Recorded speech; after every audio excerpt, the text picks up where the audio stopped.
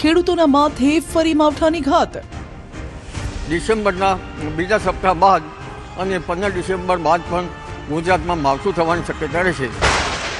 2 system સક્રિય થતા વાવાઝોડાનો ખતરો।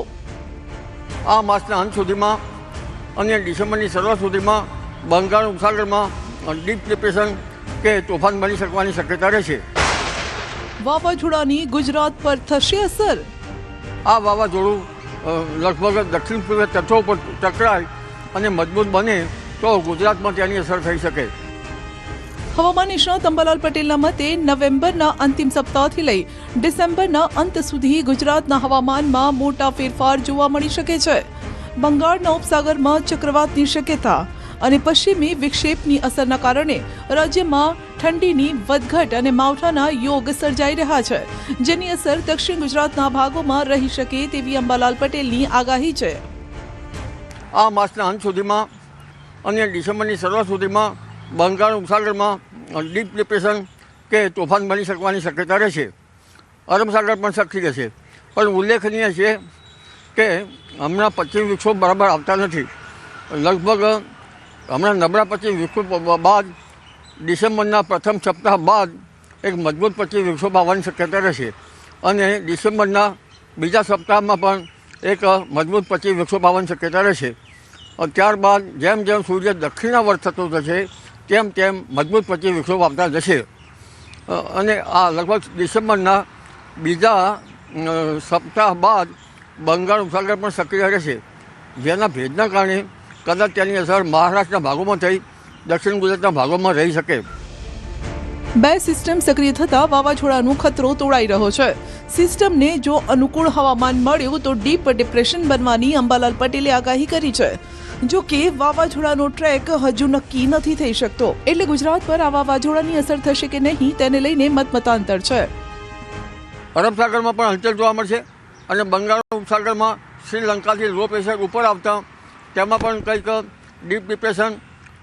ડિપ્રેશનથી ડીપ ડિપ્રેશન કદાચ વાવાઝોડું થવાની શક્યતા રહેશે, કારણ કે શ્રીલંકામાંથી લો પ્રેશર ઉપર આવતા તે લગભગ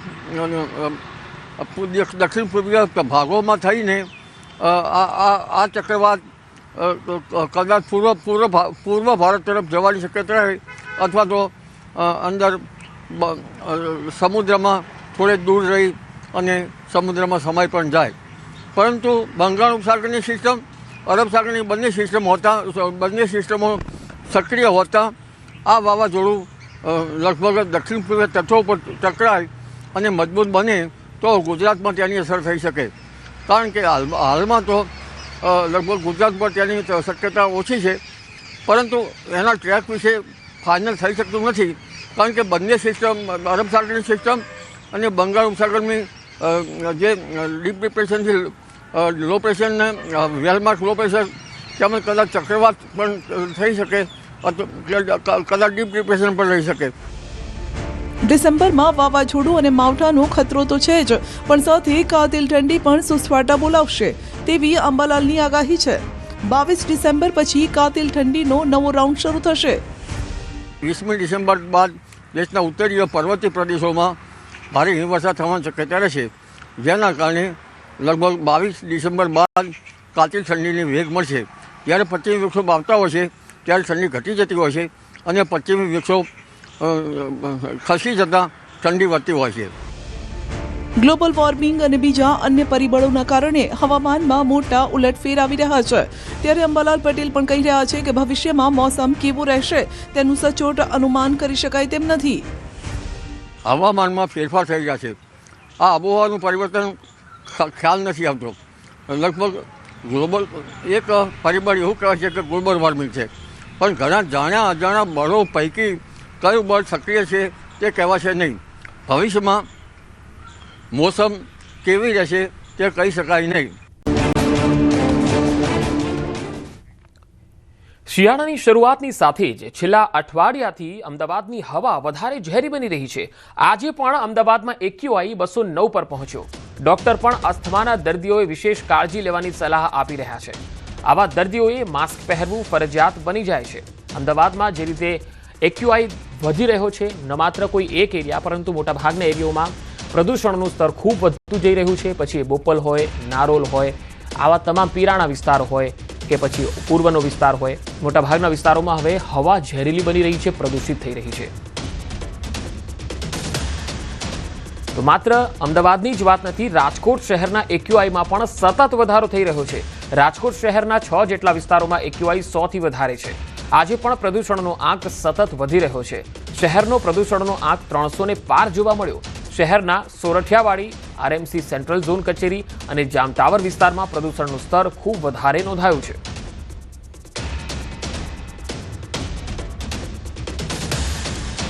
તો રાજકોટ બાદ સ્માર્ટ સિટી સુરતની પણ વાત કરી જ લઈએ તો સુરતમાં ખાવાનું ઝેરી અને હવા પણ હવે ઝેરી બની છે.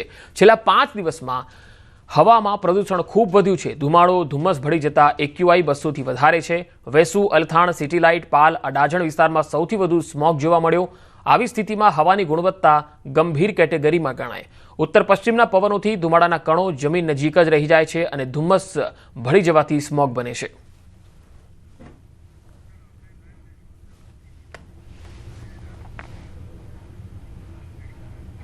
તો વધુ માહિતી મેળવીએ અમદાવાદથી વિભુ પટેલ સંવાદદાતા મારી સાથે છે, રાજકોટથી હાર્દિક જોશી પણ છે. સૌથી પહેલા વિભુ, આપની પાસે આવીશ. અમદાવાદમાં જે રીતે હવા ઝેરી બનતી જઈ રહી છે, એ પણ ખાસ શિયાળામાં જ્યારે લોકો મોર્નિંગ વોક માટે નીકળતા હોય છે, હવે બહાર નીકળવું મુશ્કેલ બની ગયું છે. આ પ્રદૂષણના એક્યુઆઈને ઘટાડવા માટે કોર્પોરેશન કોઈ કામગીરી કરી રહ્યું છે ખરું?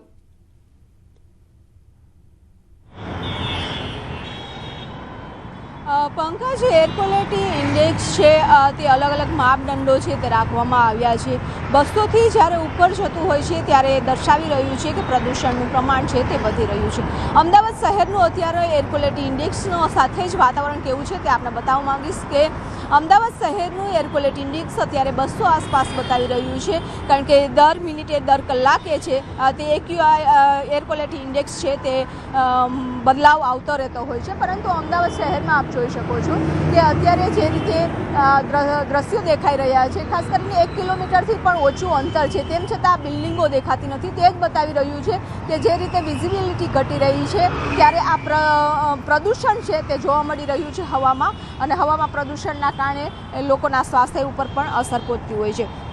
પંકજ, જે રીતે તમે પ્રશ્ન કર્યો છે કે અમદાવાદ મ્યુનિસિપલ કોર્પોરેશન શું કરી રહી છે, કારણ કે જ્યારે પ્રદૂષણનું પ્રમાણ વધતું હોય છે ત્યારે અનેક પરિબળો કામ કરતા હોય છે. તો વાતાવરણ છે તે સૂકું થઈ જતું હોય છે, તેના કારણે ધૂળના રજકણો સતત હવામાં ભળી રહેતા હોય છે. સાથે જ ફેક્ટરીઓ છે, તે ફેક્ટરીઓમાંથી નીકળતું પ્રદૂષણ છે, વાહનોમાંથી નીકળતું પ્રદૂષણ છે, આ સતત પ્રદૂષણનું પ્રમાણ વધી રહ્યું છે.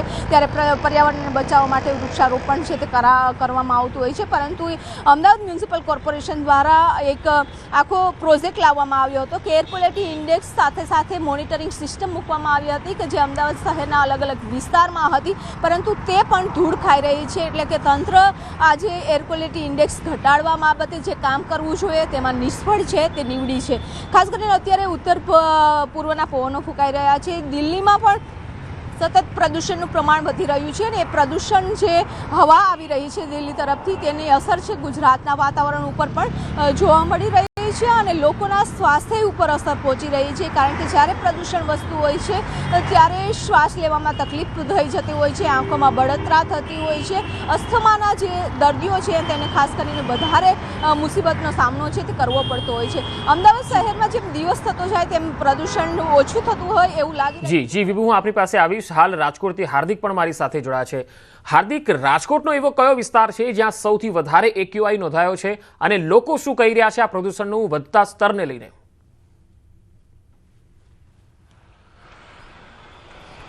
પંકજ, રાજકોટના 6 જેટલા એવા વિસ્તાર છે કે જ્યાં એર ક્વોલિટી ઇન્ડેક્સમાં જે છે એ સતત વધારો નોંધાઈ રહ્યો છે, જેમાં સોરઠિયાવાડી સર્કલ, કોર્પોરેશન ચોક, જામ ટાવર, નાનામાવા સર્કલ જે સહિતના જે અલગ અલગ 6 જેટલા એવા વિસ્તારો છે કે જ્યાં એર ક્વોલિટી ઇન્ડેક્સ છે જે સતત વધી રહ્યો છે. અત્યારે હું ત્યાં નાનામાવા સર્કલ વિસ્તારમાં છું.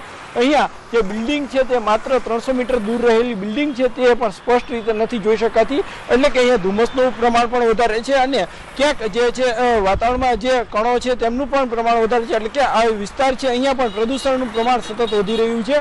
અત્યારે લોકો જે કોઈ નીકળે છે તે પણ ક્યાંક મોઢે રૂમાલ બાંધીને અથવા તો માસ્ક પહેરીને નીકળી રહ્યા છે. લોકો સાથે જ્યારે આ મુદ્દે વાત કરવામાં આવી ત્યારે તેમણે સ્પષ્ટ રીતે કહ્યું હતું કે છેલ્લા એક સપ્તાહથી તેઓ ક્યાંક જે છે વાતાવરણમાં ફેરફાર અનુભવી રહ્યા છે. કેટલાક લોકો એવું પણ કહ્યું હતું કે જે તેઓ લોકો છે તે શ્વાસ લેવામાં પણ ક્યાંક તકલીફ અનુભવી રહ્યા છે.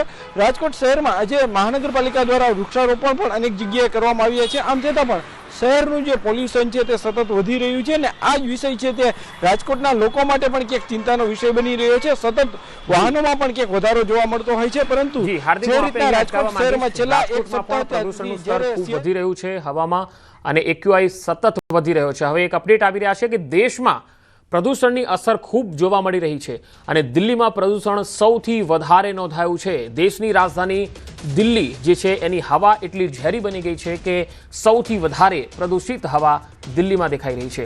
હાલ મારી સાથે સંવાદદાતા વિભુ પટેલ જોડાયા છે. વિભુ, જે રીતે પ્રદૂષણ વધતું જઈ રહ્યું છે દેશમાં, દિલ્હી પણ હવે પ્રદૂષણ જે છે સૌથી વધારે ત્યાં નોંધાયું છે. ખાસ કરીને એ જાણવું છે કે આ પ્રદૂષણ વધવાનું કારણ શું હોઈ શકે?